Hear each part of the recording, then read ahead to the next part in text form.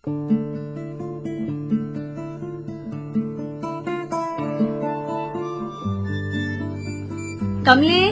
ಕೆಲ್ಸ ಆಯ್ತಾ? ಇಲ್ರವ, ಆಗ್ತೈತೆ.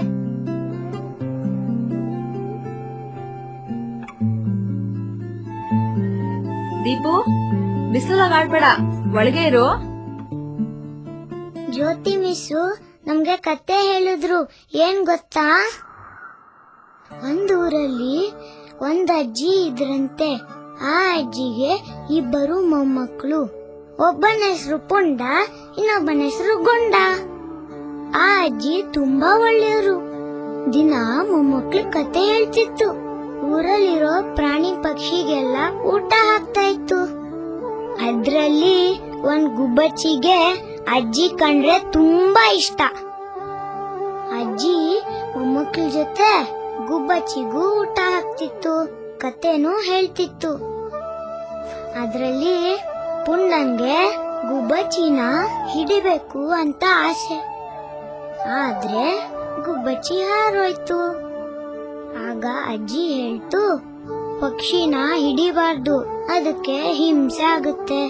ಹಾರಾಡಿದ್ರೇನೆ ಅದಕ್ಕೂ ಸಂತೋಷ, ನಮ್ಗೂ ನೋಡಕ್ ಚಂದ. ಹಕ್ಕಿ ಹಾರ್ಬೇಕು, ಪ್ರಪಂಚ ನೋಡ್ಬೇಕು. ಹೀಗಿರುವಾಗ ಅಜ್ಜಿ ಒಂದ್ ವಾರ ಪಕ್ಕದೂರ್ ಹೋಗ್ಬೇಕಾಯ್ತು. ಆಗ ಮೊಮ್ಮಕ್ಳಿಗೆ ಹೇಳ್ತು, ಹುಷಾರಾಗಿರಿ, ಗುಬ್ಬಚ್ಚಿ ಬಂದಾಗ ಅದಕ್ಕೂ ತಿಂಡಿ ಕೊಡಿ. ಆ ಸಂಜೆ ಗುಬ್ಬಚ್ಚಿ ಮತ್ತೆ ಬಂತು. ಗುಂಡನ್ ಜೊತೆ ಆಟ ಆಡ್ತಾ ಇತ್ತು. ಆಗ ಪುಂಡ ಗುಬ್ಬಚ್ಚಿ ಗೊತ್ತಾಗ್ದಾಗ ಬಂದು ಬೋನಲ್ಲಿ ಬಂಧಿಸ್ದ. ಮೊದಲನೇ ದಿನ ಗುಬ್ಬಚ್ಚಿ ಅಳ್ಳಿಲ್ಲ. ಗುಂಡ ಅದಕ್ಕೆ ಊಟ ಹಾಕ್ದ.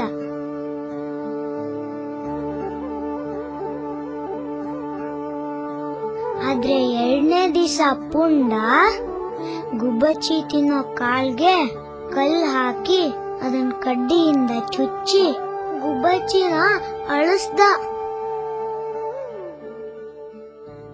ಆಗ ಗುಂಡ ಹೇಳ್ದ, ಬಿಟ್ಬಿಡೋ ಪುಂಡ, ಬೇಡ ಅಂತ. ಆದ್ರೆ ಪುಂಡ ಆ ಮಾತನ್ನ ಕೇಳಲೇ ಇಲ್ಲ. ಅದಕ್ಕೆ ಆ ರಾತ್ರಿ ಪುಂಡ ಮಲಗಿದ್ದಾಗ ಗುಂಡ ಗೂಡತ್ರ ಬಂದು ಗೂಡಲ್ಲಿರೋ ಹಕ್ಕಿನ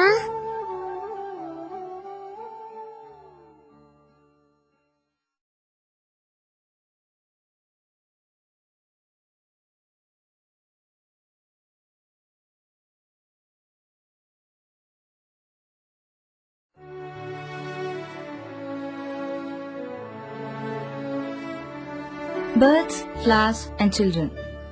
Why are they always equated? Just to show how similar they are.